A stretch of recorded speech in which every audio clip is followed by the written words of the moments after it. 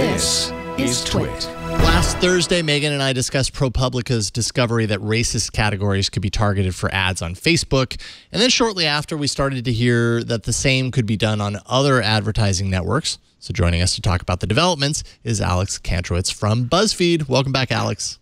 It's great to be here. Thanks for having me. Absolutely. It's great to get you back. So you wrote last week, tail end, I think last Friday, about Google's own problems when it comes to offering racist advertising keywords for those looking to run their ad campaigns against. Tell us exactly what Buzzfeed found.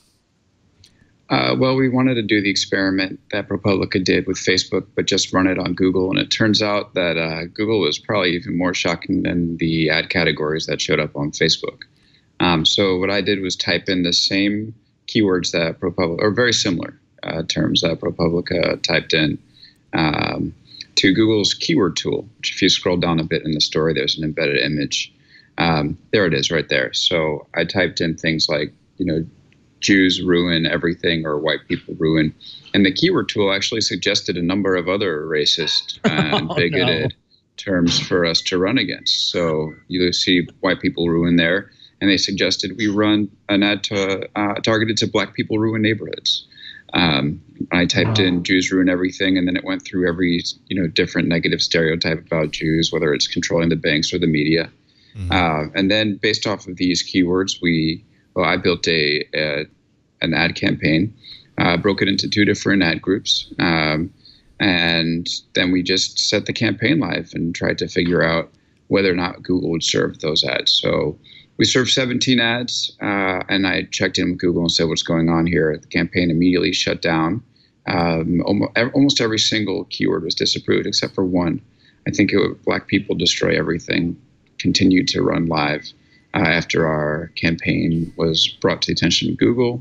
Now, Google will tell you, just because the keyword is enabled inside its ad platform doesn't mean it's necessarily running. So we did see some of these terms. I did exact match for every single one of them, which means that unless people typed in, the ads would only target to people typing in that exact term. So maybe people didn't type in the term, or maybe Google decided not to run them. But the bottom line is Google helped us basically create these campaigns, came up with extra ideas, and then the campaign went live and served ads. So those terms end up in the system somehow. What is the process that brings that terminology into this ad campaign to be marketed against in the first place? How does it end up there?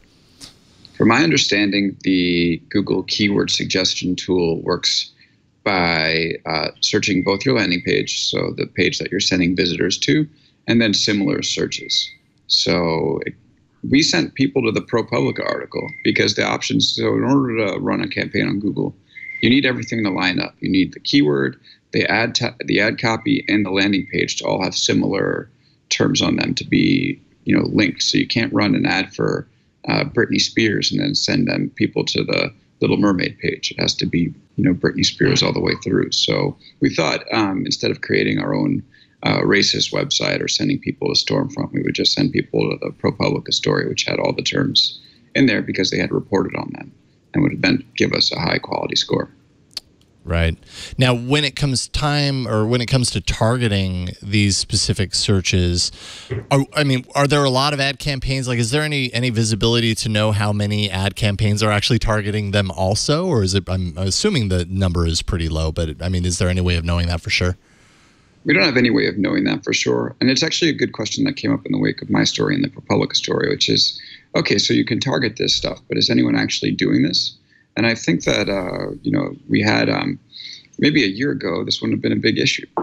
No one really thought anyone was going to, target things like how to burn Jews. But a lot has changed in the recent past. And I think especially after Charlottesville, people are really they're starting to pay attention to stuff a lot more. And the idea that someone might run an ad targeted these keywords has gone from preposterous to something we should think about.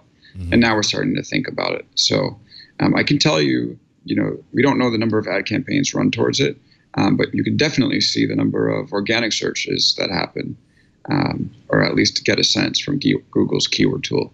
And I think in that screenshot we rolled over before, we saw that people actually are searching these terms. Mm-hmm. So I guess my question around this is, and I'm gonna preface this with, do not support anything on the racist side of things, or all that sort of stuff. I be clear about that. But the question I'm curious about is that both Google and Facebook have created these tools that are largely non-people driven. They're algorithmic driven, they're machine driven, and they're made to they're doing what it's kind of garbage in, garbage out. And and what is the expectation now that this has kind of been uncovered for Google and Facebook to make changes, when really, like, if I just wanted to sell plaid shirts to people who thought this way, where's the responsibility on Google or Facebook lie? Is it in the ad content, or the targeting, or in the end result ad? I mean, really, like, now that this information is out there, what can we do with it? That's a really good question. I think I want to stop short of saying what Google and Facebook should do, but I'll tell you something. Fair. Both of those companies did take action. So Facebook said they've eliminated the categories. Google said they're going to pause the keyword tool suggestions in the categories that I typed in, and I think maybe a few more, as they reevaluate this tool. So I think that both Google and Facebook, by their actions, have admitted that something wasn't right on their platform, and I don't know. I think that makes sense to me. So they're going to have to figure out exactly the way to do it. There's always a balance here, because you don't want, someone made a point that the more that these platforms act, the more they're exercising that power that everybody is worried about, that Google and Facebook have become so powerful, and when do they use it? But I do think that, like, I'm not going to argue against them taking out, like, stereotypical, bigoted and racial terms from their keyword suggestion tool. It doesn't seem like a bad thing to me.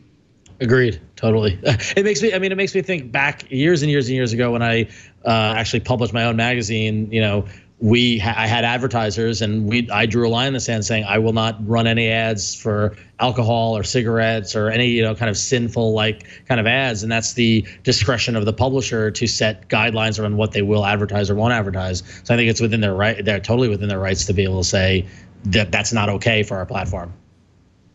Right, and that makes total sense. And advertisers, they've been very vocal recently about the type of content they want their ads running on and the type of platforms they want their ads running on. So it's a business imperative for these two companies to get this right, as well as a moral imperative. Yeah, one of the questions that I've had as this has kind of been bubbling up is, like, the ad network business is so, it's so complex, and there's a lot of things that we've definitely learned of in the past year, but I think that people have known for a long time that's somewhat manipulative, right? They're basically trading in people's data, and sometimes that can be a very dangerous thing. So I mean, part of me feels a little cynical in the sense that I feel like this is just kind of part and parcel of what they've done for a long time. It's just now times have changed a little bit and people are more focused on it, or maybe people are just now noticing. But do you think this kind of thing has been happening for a long time? We just haven't noticed. It's been happening under the radar? So before I reported on social media, I used to report on ad tech. And the job of an ad tech reporter a few years ago, and still today, a good chunk of the time that you spend is pointing out problems in the digital ad industry. So there's been problems with fraud, there's been problems with viewability, there's been problems with brand safety, and there's probably 100 others that I can list, but we probably, we don't have the time for that. But there's definitely major issues in the digital ad industry. And one of the questions that we dealt with is like, well, how big are these problems and how do you contextualize them? And I think one of the things people needs to realize is that it's still early. Like, these industries are young industries, 15, 20 years. I mean, Facebook, is only a little over a decade old. Mm-hmm. So in the early going, you're always going to have messy things that are going to happen, and then you adjust to them. And so I think that, like, this is part of what we're seeing. We're seeing digital ad industry and social companies and Google all are in the process of trying to figure out how to shape their platforms in a way that that will carry on for many years from now. Like, we're in the digital age, so these are the platforms we're going to be living on for a long time. And we're going to have to find systems that work. I mean, the companies will have to find systems that work, the advertisers will have to find systems that work, and the reporters will have to keep a close eye on what goes on. So this is part of the early growing pains that, it may seem kind of crazy to look at it as an early stage issue because these platforms are already so dominant, but they're still young and they're still figuring it out, and we're going to be living with them for many decades going forward. So everybody right now gets the front seat to the formation of the longstanding policies that will inevitably take place. Yeah, what you're talking about is made even worse in the fact that sometimes a week feels like a year in this day and age. So this year for sure. Yeah.